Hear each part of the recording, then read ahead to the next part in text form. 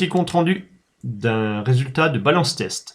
Alors on voit là, alors il s'agit d'un homme de 57 ans et il est en semi-équilibre. Qu'est-ce que ça veut dire? Ça veut dire que là, il a 3,4 oméga 6 pour 1 oméga 3. Sachant qu'il faut pas, pour être en bonne santé, il ne faudrait pas dépasser 3 pour 1.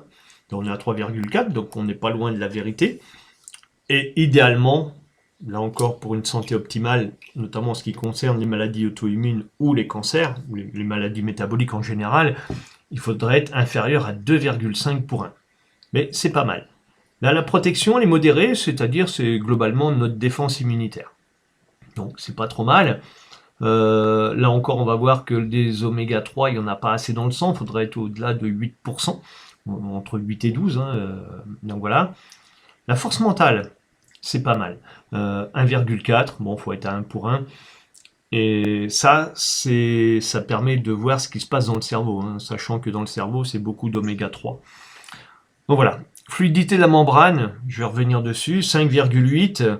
Globalement, 5,8, ça veut dire que la personne absorbe elle absorbe 75% des nutriments qui rentrent qui arrivent à la cellule. Donc 75% des nutriments absorbés rentrent dans la cellule, dans les cellules, et 75% des toxines en sortent. Donc c'est pas mal. Bon, il faut essayer d'optimiser un petit peu ça encore, mais on est vraiment pas mal. Pour que ce soit optimum, il faudrait être à 4 pour 1. Et là, on absorbe tous les nutriments et on évacue toutes les toxines qu'il y a dans les cellules pour éviter de faire de l'acide lactique et développer des tumeurs. Là, ici, ça c'est un oméga 6 et la valeur est optimale, 9,1. Voilà, il faut être au moins à 9 pour être bien. Trop d'oméga 6, c'est inflammatoire. Alors, il y a plusieurs oméga 6, mais nous, celui-ci, ce qui nous intéresse, c'est que c'est celui qui va permettre de créer une inflammation aiguë en cas d'attaque virale ou si on se blesse. Donc voilà, celui-ci est très très important, il faut en avoir suffisamment pour que notre organisme puisse se défendre en cas d'attaque. Alors l'équilibre oméga 6, oméga 3, voilà, c'est ce que je disais, idéalement il faut être inférieur à 3 pour 1, et là on est à 3,4, donc on approche de la vérité si je puis dire. Ensuite en valeur de protection, voilà, 72%, bon. On a encore besoin d'amener des oméga 3. Donc si on règle ce problème ici, là en valeur de protection, on sera très bien. Les oméga 3, bah, effectivement, il en manque un petit peu.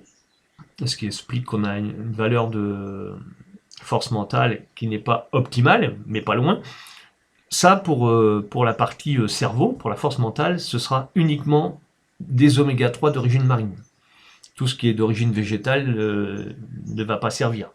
Ça n'amènera pas de DHA ou de DPA, qui sont les acides gras, les acides oméga 3 indispensables pour le cerveau. Donc là, c'est ce que je disais, au niveau de la membrane cellulaire, la fluidité de la membrane, bon, on a 75% des nutriments qui rentrent dans la cellule, donc il faudra essayer d'améliorer.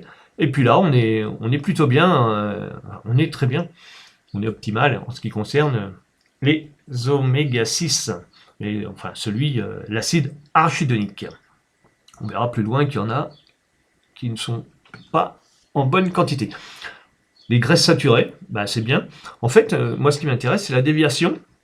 Et en termes de déviation, on tolère plus ou moins 10%. Donc là, on est dedans, on est dans la fourchette. Donc les graisses saturées, c'est bien. Oméga 9, parfait. Ça, c'est parfait.